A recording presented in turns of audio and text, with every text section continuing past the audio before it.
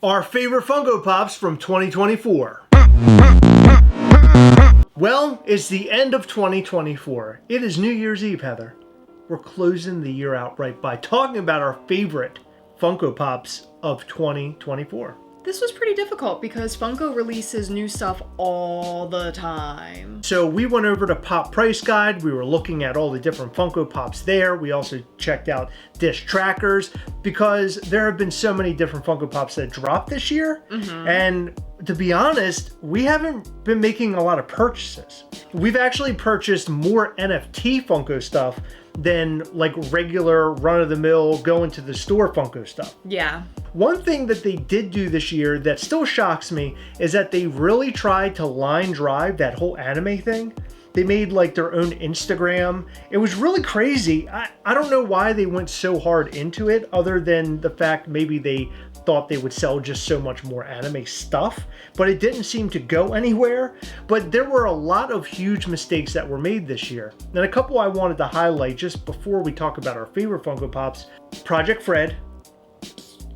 The anime thing that they did, the big Funko Funime. That was so weird. It was really weird. They did those two things, which I think were huge shots to the foot. Also, it seemed like they went way too hard in NFTs. So then NFTs started slumping off and people weren't making as many purchases. Yeah. Because at first it was like you could not get packs for NFTs. They would sell out almost instantly. Yeah. Then it became like, well, do I even care about this franchise? Am I really going to spend money on this? I think what turns people off is the chance. They don't like the gamble of it. Yeah, I think that so many people bought so much, and then they're like, is it really worth it for me to go in and buy packs? Once they learned, like, this is a genuinely very low chance, because it's often where you see these chances and you're like, oh, but I still have a chance, and you're like, cool, I'm gonna do it. But the chance is like this big.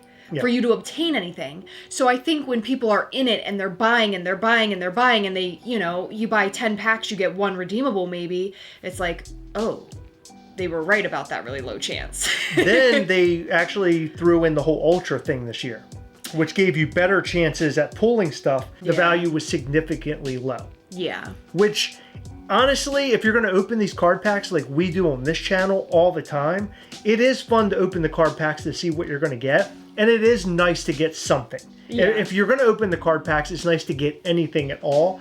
We have had drops this year where we've pulled virtually nothing. That is the chance that we're taking in this whole gamble. Yeah, and we go into it knowing that could happen. Do we like the outcome when it does happen? No. Sometimes it all comes out in my favor. Like the Transformers drop for this year, Series 2. Yeah, that was great. I ended up pulling, like 35 I ended up pulling all of them. And, except for Starscream, I had to buy him on the secondary. I TF'd very hard. But outside of that, we have made very little Funko purchases. And why do you think that is? What do you think is going on in the Funko world today where people are straying away? Because we were never really in it for values. Values was like sort of a secondary benefit. Yeah, so we've explained this on the channel so many times. We feel like what makes a collectible is that there is the chance of it gaining some sort of value. We find it very exciting. We've been in Funko Pops collecting really for so long because we like what we collect. We collect what we like. And we've made friendships along the way. But value is really cool to see because it's like, oh, I bought something and it's actually worth a little bit more than I spent for it, which is like a cool feeling. It's not like, I'm going out to buy just to like turn around and sell it and make money. But it's a weird psychology thing. For people like you and I feel almost like we have so much stuff. I always think about, where am I going to put this? I think that's a lot of people's problems these days. Yeah, because Funko Pops especially are so easy to buy because they're typically, they started at like $10-ish when we got into collecting to about 15 to 20 at retail. Yeah. And it's so easy to pick up so many of them because they are so inexpensive. So I think that leads to a lot of people's issue where it's like, I have nowhere else to put this stuff. Well, not only that, but it feels like Funko has literally already made everything, like every genre and every fandom, like they've covered everything. And it feels like a lot of the times they're redoing the same thing over and over again, which gets very old. But I've also sort of evolved in my collecting. Like now I'm collecting more high-end stuff, or I'm collecting more independent stuff.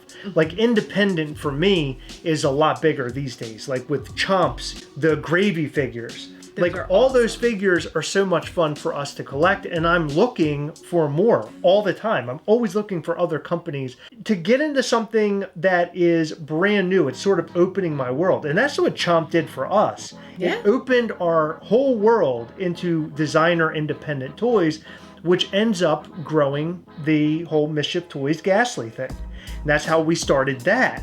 So I like independent. I think that's where things are going in the collector world. I think a lot of people are sort of branching away from Funko. They've played around in the Funko sandbox for so long. It's out with the old, in with the new. At least that's how I feel about it. And that's like sort of the perfect quote for a New Year's Eve video, because so many people make their resolutions and they're like, new year, new me. New year, same me. Sorry. What do you mean? Same you? Yeah, I'm still gonna be farting it up. Oh, okay, cool. Well, today we actually dropped 2 brand new figures, one on the Coven and one on our public sale on MischiefToys.com. And both of these figures, the pin bundles were like gone. But we actually have a little bit of these figures left over. So if you're in the Coven, go and grab yourself a Celebration Ghastly. Or if you want to buy one of the figures on the website and you're not in the Coven, Mortem is up. It's the black and gold Mortem. We only, literally, I think, have 10 figures left. As of the recording of this video, yes. That is it. So if you want to go and get him, go and get him. Those 2 figures with our holiday figures will be removed off the website until a later date, most likely next year around the holiday season. So if you want to go and grab a figure, go to MischiefToys.com right now. You have a chance to get it. Let's talk about our favorite figures of the year. So we originally were going to select our least favorite figures, but to be honest, there isn't anything that screams out like absolutely hate this or something that we think is trash. Lately, I haven't been like paying attention so much to things I absolutely hate, but I think I would remember if there was something out there like the Venom and Carnage Funko Pops that I hated, or Machine Gun Kelly pieces, right? Yeah. So I think that overall, my biggest problem with Funko this year, or the things I least liked, are the Project Fred things. Yes. And then also the Fun-A-Me things. I think those were just horrible ideas, and I hope Funko decides to put an end to it. I hope so too, but I did want to talk a little bit more about the issue with us choosing our least favorite. So one thing that Chris and I just are not into is anime. And while something might be really cool for anime collectors, it would be so hard for us to choose things that we don't like or are non-favorites, because there's been so much anime put out, and it's just like, it's not necessarily it's stupid or I don't like it, it's just I don't know it. So my least favorite would probably be filled with anime. Yeah. Probably because we just don't know anime. Yeah, no, that's a very good point. But let's go through our favorites of the year. Something we said earlier is that Funko tends to redo the same stuff over and over again. Your animes, your Spider-Mans, your Batmans, things like that. Our list, I feel, has a pretty decent variety of things that have either never been done before or haven't been done in this way. Things before. That we love, things that we're excited about personally. Yeah. So again, this is all opinion based. This isn't like the best Funko Pops for everybody. Let's make people angry. It's the best Funko Pops in our opinion. If you don't like these, then you're stupid. This is Art the Clown with glasses. This is a Funko Pop that we did not get, believe it or not. Yep, we did not. The estimated value, the special edition's $200. Estimated value of Funko Shop is $420. That's ridiculous. You never see that anymore. Now, do you think they will reproduce this because of the popularity? Like, do you think that we will see that value go I think there's a chance of it, but I don't know. I feel like, I hope Funko has decided that that's a poor idea. I noticed that they're putting all of this old product in like those cheapy stores. Yeah. And I think that is literally to get rid of all the devalued stuff. so they can then put out good stuff in 2025. Okay, That's but my how thought. do you explain the rehash of the Diamond Edition Eeyore at Hot Topic? I don't know. I don't know what that reasoning. But I think that was an idea before the new person who stepped in as CEO. Possibly. I think we're seeing a lot very of many old changes stuff, and she's navigating yeah. the old ideas. That's what I think. Yeah, personally, that's what I think. I don't know that for a fact. But the second one on the list for me is going to be King Starscream. This is a figure that I actually, in a video, when we were talking about Transformers, I said this is a Funko Pop that I personally hope they make, something I really wanted, and it came out in the NFT line. I ended up spending, I think, $200 on it in like NFT bucks, but it is valued at $350. Nice. Which is pretty good, but again, value doesn't matter so much. I don't really care. It was just getting the Funko Pop that I really wanted.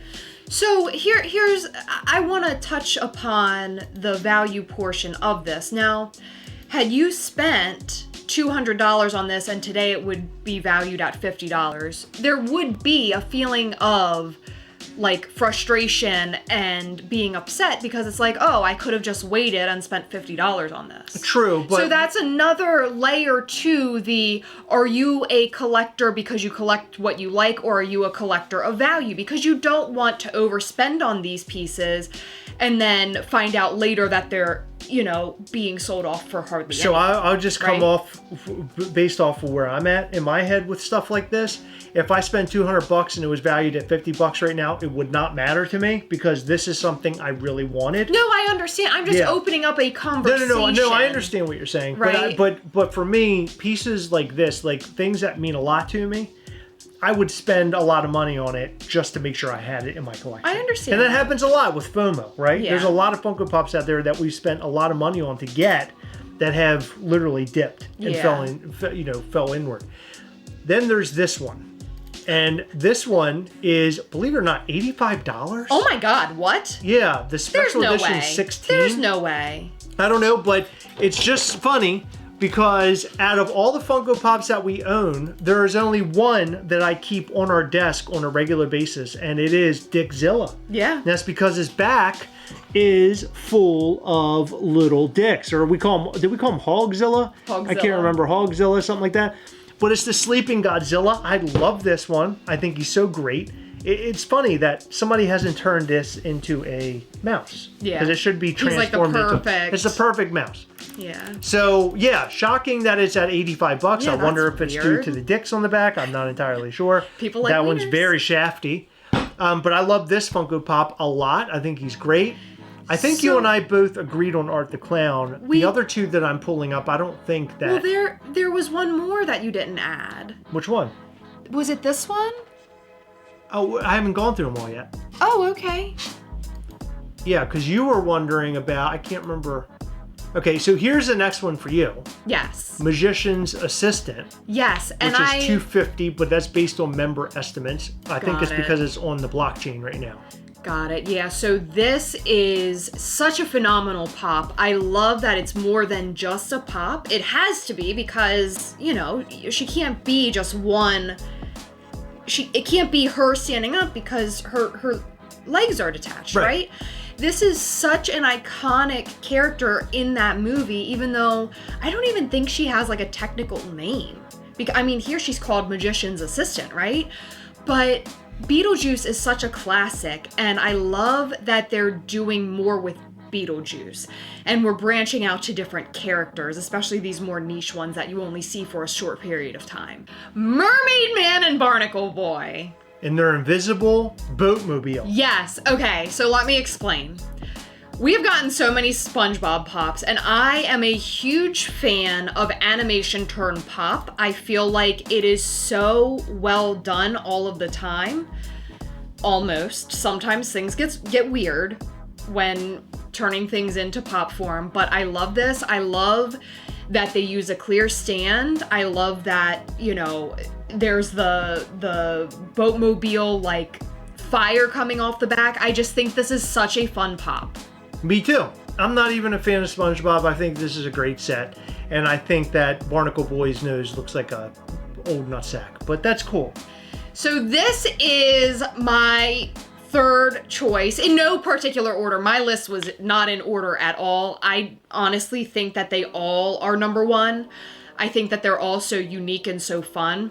This one is fantastic because it's sort of a niche character. I love his coin eyeballs. I love that the glow on him makes sense and it's just the lantern.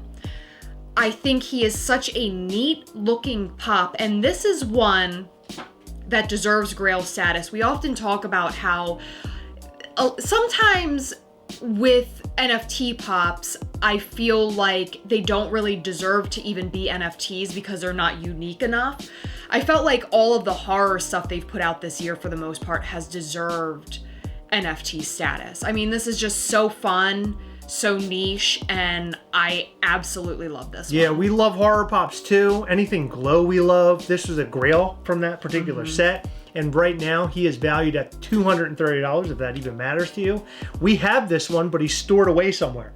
But one of the coolest Funko Pops of the whole year, in my opinion, as well. I'm in complete agreement with you. Starscream at the top of my list. Which one was the top of yours out of those three? It's so hard to say. I think I'm gonna go with Magician's Assistant because I love Beetlejuice and I just think it's such a good looking pop. But all three of my choices were like top notch. That's awesome. Yeah. The only one I think we don't have there is the Mermaid Man and Barnacle Boy. Mermaid Man and Barnacle Boy, and also the Art the Clown Chase. Yeah, we don't have Art the Clown Chase, but that's a great figure. We want to know your favorites of this entire year. I don't know if you like Hogzilla here or not, but if you do, let us know in the comments. But look, I just want to say a few words. Thank you guys so much for tuning into this channel all year long. I know a lot of you come back and we get this, comments from you guys. It means a lot to interact with you when we're able to do so.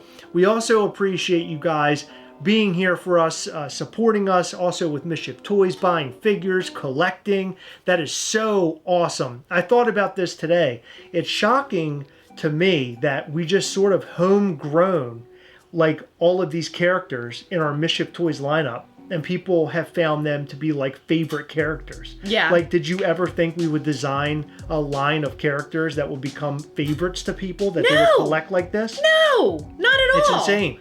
So thank you all for all the things that you do, be it you're here watching Gastlecast all the time, buying Mischief Toys figures, joining up on our Patreon, which our Patreon has been amazing this year. Every single call that we've done every single month through Google Meet has been a blast. I feel like we've given away a ridiculous amount of stuff. I mean, thousands upon thousands of dollars just of stuff. Yeah. Hundreds of items that we've given away. But we're so happy to do it, and we're so happy to have all of our patrons on board with us and supporting us the way that they do. But thank you for all that you guys do.